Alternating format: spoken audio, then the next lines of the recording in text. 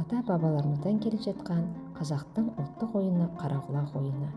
Қарақұлақ ойынның мақсаты балаларды ептілік пен тапқырлыққа баулу, шапшаңдық пен жылдамдық қасиеттерін дамыту, тез жүгіруге үйрету, балалардың ойлау қабілеттерін дамытуға және ұйымшылдыққа, тапқырлыққа тәрбиелеу.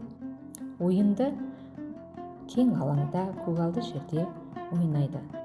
Ойынның ережесі: дөңгелене шеңберге тұрып, балалар бір баланы қарақұлақ қып сайлайды.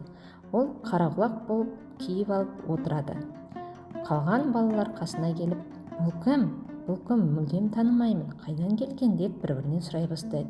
Сол уақытта біреуі: "Бұл біздің қарақұлақ қой, қарақұлақ" деп 3 қадам алдыға жүріп, қарақұлақты оятады. Қарақұлақ тұра сала қалған балаларды қуалап жүгіріп бір баланы ұстап алып: "Бұл біздің қарақұлақ болады" деп құлағындағы құлағын шешіп балаға кигізеді.